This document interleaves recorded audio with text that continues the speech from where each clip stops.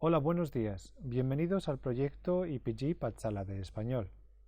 Me llamo Carlos Izquierdo Tobías y soy exprofesor visitante de Jamia Millia Islamia en Nueva Delhi. Ahora nos encontramos en el módulo 7 del paper Cultura y Civilización Española. Este módulo se titula La romanización. La conquista de la península ibérica por Roma fue sin duda el hecho histórico más importante para la región de toda la Edad Antigua, no solo por la duración, sino también por la profundidad de la misma. La romanización afectó a todos los niveles de la vida en Iberia y su influencia se deja sentir hoy, desde las instituciones familiares y el derecho actual, que son en gran medida herencia romana, hasta los idiomas que se hablan en España y Portugal, pasando por influencias en el arte, la arquitectura, la alimentación, la música, etc. La presencia de Roma en la península abarcó más de 5 siglos, desde el año 2018 a.C., con la llegada de las tropas romanas al mando de Publio Cornelio Escipión, hasta el siglo VI, cuando los visigodos llegan a Hispania.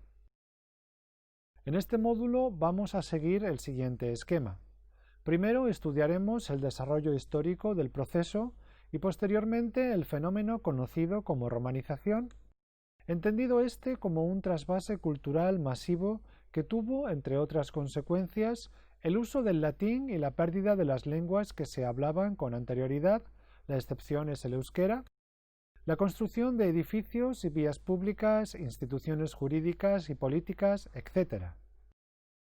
La llegada de Roma a la península en el siglo III a.C. es la consecuencia de la política exterior que las potencias del Mediterráneo llevaron a cabo en los siglos anteriores.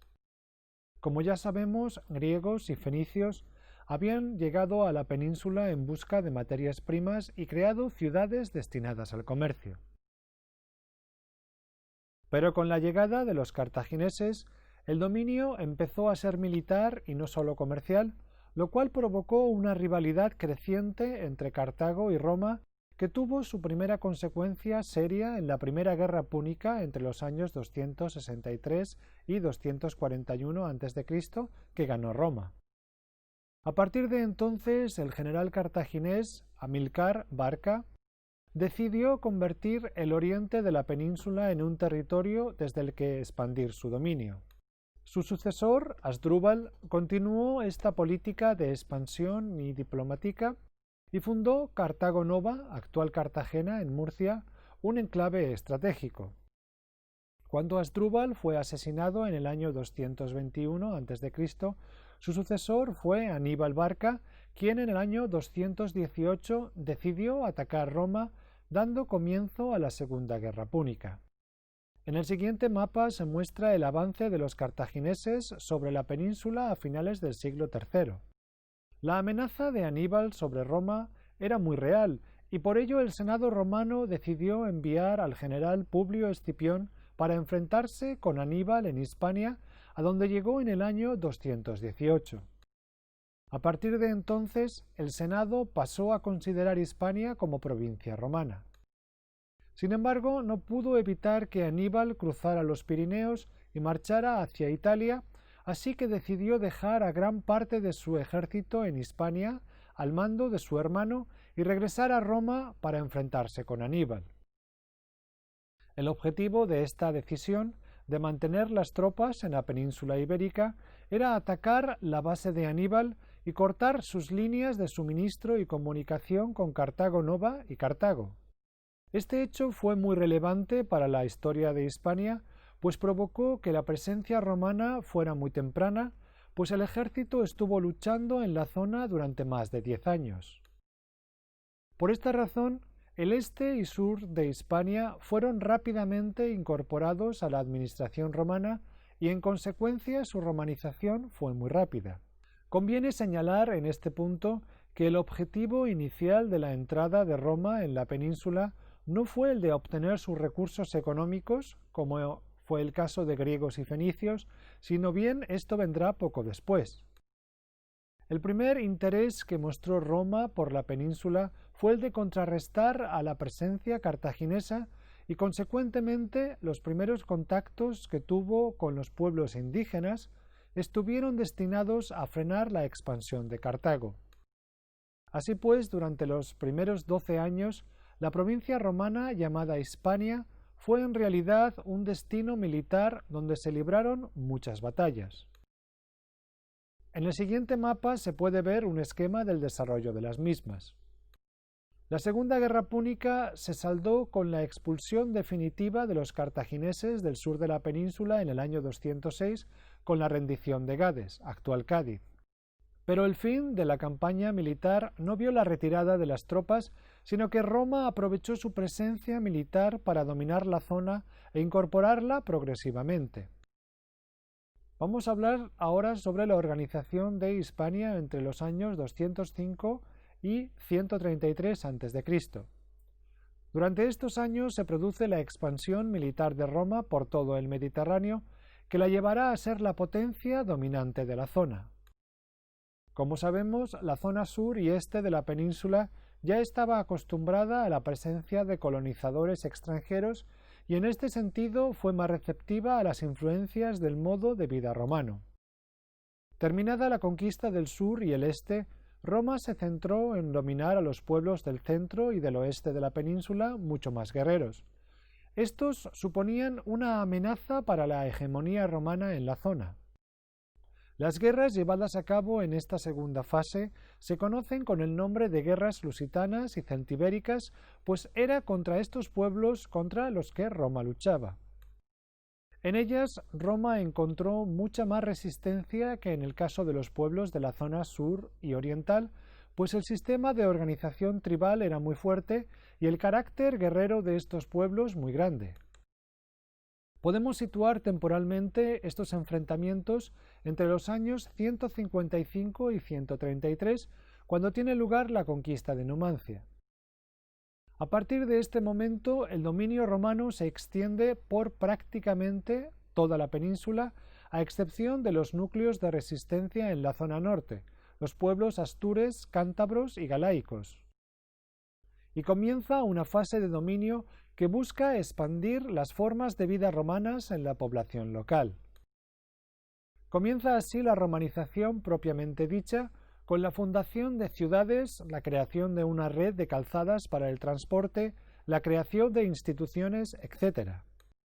Vamos a hablar ahora de las guerras civiles entre los años 133 y 44 a.C. Esta época está caracterizada por las enormes tensiones internas que experimentó Roma, que ya por entonces se había convertido en la potencia militar del Mediterráneo. En estos años se suceden luchas de poder entre los diferentes generales romanos, que traducen una tensión entre los partidarios de un sistema republicano, que era el que había funcionado hasta ese momento, y los partidarios de un imperio. No entraremos aquí en los detalles de estas guerras, pues no conciernen a la evolución de Hispania como provincia. Podemos resumirla diciendo que la asimilación cultural de los pueblos indígenas continúa su curso. El siguiente mapa muestra las fases de la conquista. Vamos a hablar ahora sobre la provincia imperial.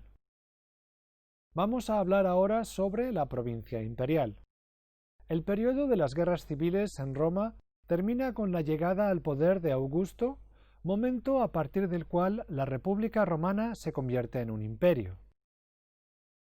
Durante esta época, en Hispania, se procede a la conquista militar de las regiones del norte, que eran muy ricas en minerales. Muy significativas por la enorme resistencia de los pueblos indígenas fueron las guerras cántabras entre los años 29 y 19 a.C. En el año 27, el emperador Augusto establece una reordenación del territorio que divide la península en tres provincias: la Tarraconensis, la Lusitania y la Bética, cuyas capitales eran respectivamente Tarraco, actual Tarragona, Emérita Augusta, actual Mérida, y Córdoba, actual Córdoba. En el siguiente mapa se puede apreciar la evolución administrativa de la península ibérica a lo largo de la historia. El periodo al que nos estamos refiriendo corresponde a la imagen 2. A partir de la llegada de Augusto, el dominio de Roma se vuelve incuestionable durante más de 3 siglos. Es la denominada Pax Augusta, en la que la casi total ausencia de conflictos bélicos permitió un desarrollo cultural y social enorme. Es en este momento en el que la romanización de Hispania y otras partes del imperio se intensifica. Emérita Augusta, la actual Mérida, fue fundada en honor a este emperador y se convirtió en la capital de la Lusitania. Era un enclave fundamental, pues permitiría controlar el oeste de la península y uno de los ríos más importantes, el Guadiana. En esta ciudad se pueden encontrar hoy en día muchos restos arquitectónicos de gran valor, como el puente romano que, 2100 años después, sigue utilizándose, o el teatro, maravillosa construcción recientemente restaurada y que acoge desde hace muchos años el Festival Internacional de Teatro Clásico, el más importante del mundo. La época de mayor esplendor de la Hispania romana es sin duda el siglo I después de Cristo, desde el emperador Nerva en el año 96, que designó a Trajano, un hispano, como su sucesor, hasta Cómodo en el año 192.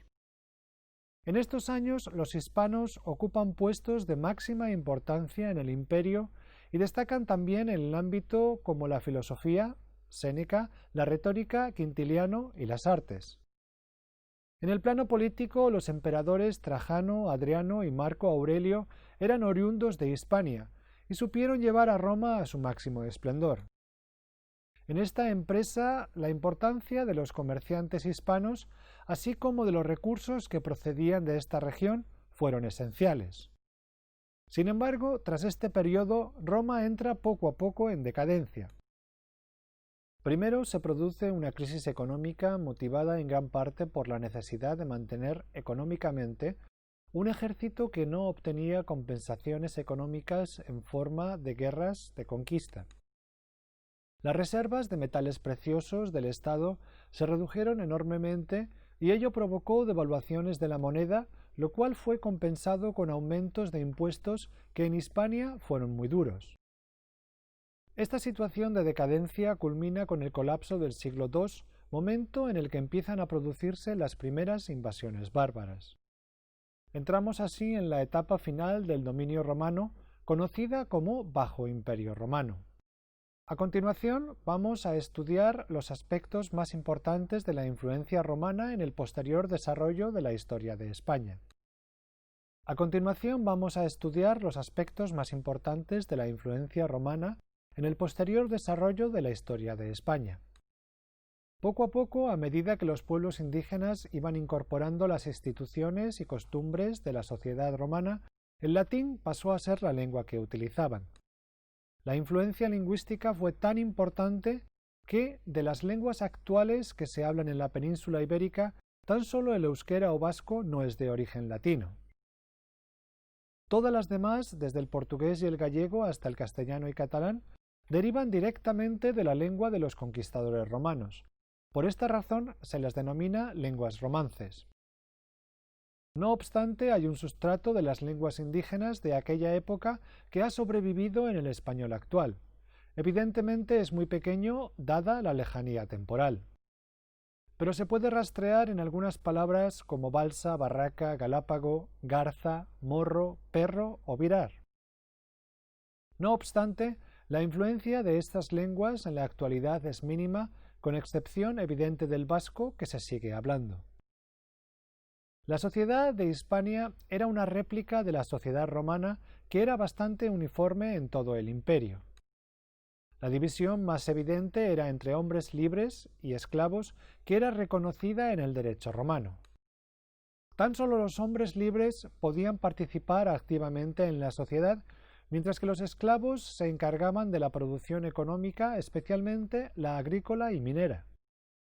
Dentro de los hombres libres había muchas clases y estratos con intereses muy diferentes según su situación económica y social. Tampoco los esclavos eran un grupo homogéneo, ya que la situación personal de cada individuo dependía mucho del trabajo encomendado por su dueño, así como de la posición del dueño en la sociedad. Había incluso esclavos al servicio del Estado que se dedicaban a funciones burocráticas. Dentro de los hombres libres, la sociedad romana distinguía entre los que pertenecían al orden senatorial, al ecuestre y la plebe o pueblo llano.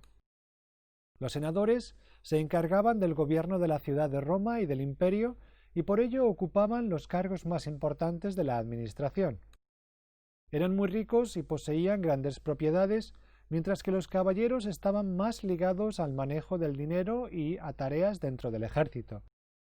También estaban los decuriones, que eran básicamente la oligarquía de cada una de las ciudades.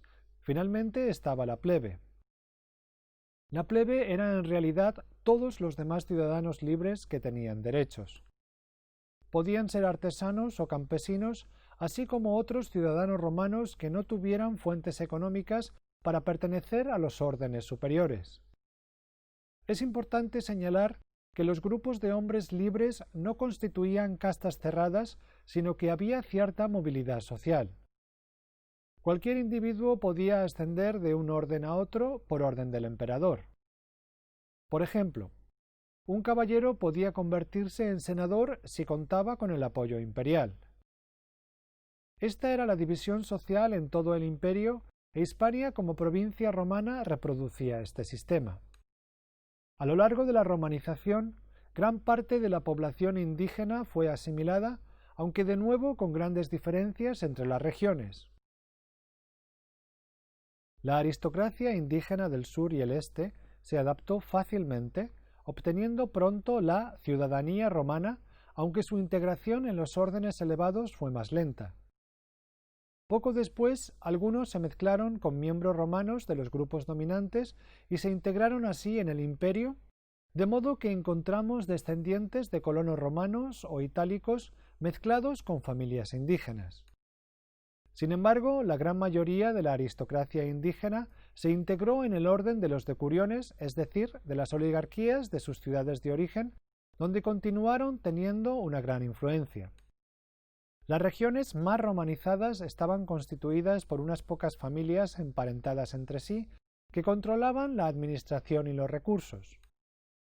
Eran por lo general muy ricas, especialmente en la posesión de tierras, y pronto empezaron a funcionar como una verdadera aristocracia. Los senadores en Hispania eran grandes propietarios de tierra. Los miembros más ambiciosos de estas familias se trasladaban a Roma para hacer carrera, si bien sus familias eran originarias de Hispania y sus riquezas continuaban estando allí. Así pues, sus lazos eran más estrechos con otros senadores de Roma que con otros habitantes de Hispania. No obstante, formaban un grupo de interés común y se apoyaban unos a otros. Dentro de este marco hay que comprender las figuras de Trajano o Adriano, que llegaron a ocupar los cargos más importantes del imperio siendo hispanoromanos de nacimiento. Mientras tanto, el resto de la población de las ciudades estaba formado por artesanos y gente pobre. Los artesanos se agrupaban en colegia, grupos de apoyo mutuo y afinidad religiosa, pero que no podían tener actividad política alguna. En Hispania se sabe de la existencia de colegia de pescadores, barqueros, zapateros, especialmente en las ciudades más romanizadas, Hispalis, Tarraco, Cartagena, etc. Entre los ciudadanos romanos libres y los esclavos estaban los libertos o esclavos liberados, un grupo social que ejerció un papel muy importante en las ciudades hispanoromanas debido a su riqueza.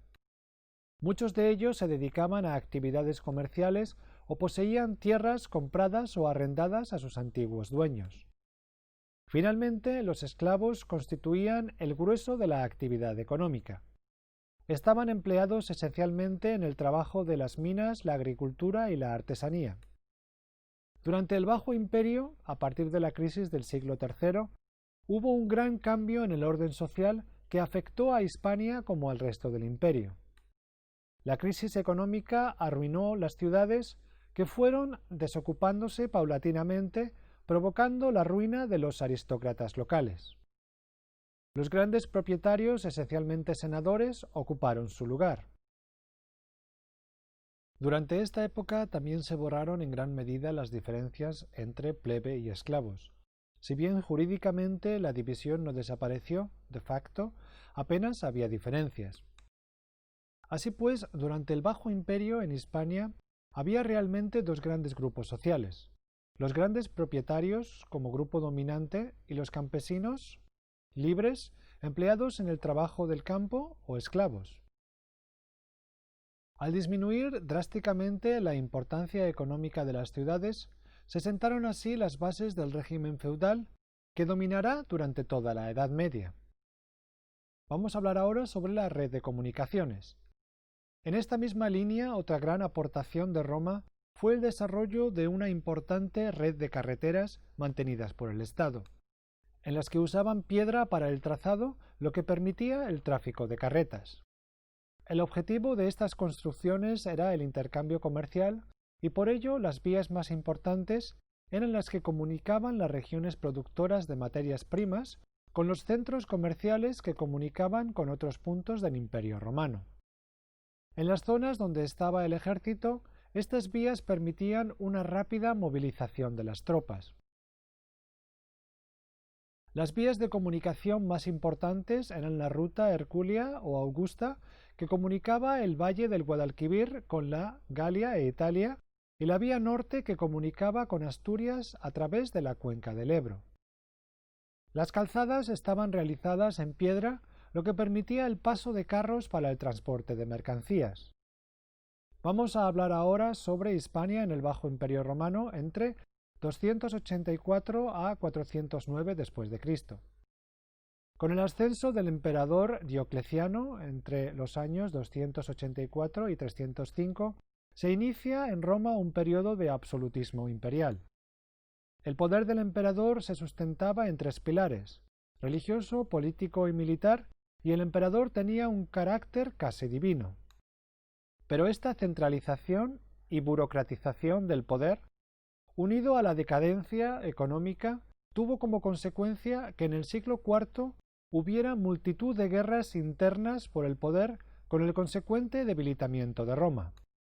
También llevó a cabo una nueva división administrativa que unificó a toda la península bajo el título Diócesis Hispaniarum, con 7 provincias. Hispania como provincia se mantuvo ajena a estas disputas y vivió en paz.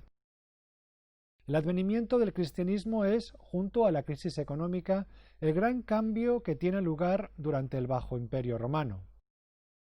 En un primer momento, el cristianismo tuvo un efecto desintegrador de las bases sobre las que se asentaba la división social de la sociedad romana. Los cristianos no despreciaban el trabajo manual como hacían las castas elevadas de la sociedad. También atacaban la división entre hombres libres y esclavos, creando un caldo de cultivo para el cambio social. Sin embargo, la gran diferencia entre cristianos y no cristianos era la negativa a aceptar el culto religioso al emperador. Como hemos visto, con Diocleciano, este énfasis en el carácter divino del emperador se había exagerado y esto chocaba con las creencias cristianas. Pero con la llegada de Constantino en el año 306, el cristianismo pasa a ser la religión del Imperio Romano con el famoso Edicto de Milán del año 313. Desde entonces, el poder de la Iglesia fue creciendo y se convirtió en el verdadero componente unitario frente a la disgregación política y las luchas internas. El cristianismo se fue extendiendo paulatinamente y la Iglesia se convirtió en una importante fuerza social durante el Bajo Imperio, extendiendo la impronta de la cultura romana hasta la actualidad. Dada la situación geográfica de Hispania en relación a Palestina, es comprensible que la cristianización de Hispania sea mucho más tardía que la de otras provincias como Grecia, Egipto o la propia Roma. Es de suponer que, en un primer momento, las comunidades cristianas estuvieran limitadas a las ciudades y estuvieran formadas por pequeños grupos de esclavos, libertos, además de comerciantes procedentes de la zona oriental del Mediterráneo. Podemos concluir, por tanto, que hasta el siglo III las comunidades cristianas en Hispania no eran muy importantes. A partir de entonces se inicia la gran expansión del cristianismo por el imperio, que culmina con el ya mencionado Edicto de Constantino. Con esta nueva situación el cristianismo obtiene una posición de dominancia y empieza a adquirir poder social y económico, como demuestra el hecho de que los obispos del siglo V eran personajes muy poderosos, en gran medida por la concentración de tierras por parte de la Iglesia. Finalmente, Teodosio, un hispano, asciende al trono de Roma entre los años 379 a 395, recuperando brevemente la unidad entre las zonas oriental y occidental del imperio.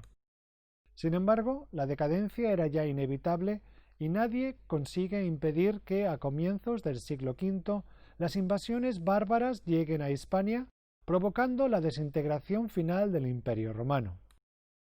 Y termina aquí el módulo dedicado a la romanización. Muchas gracias.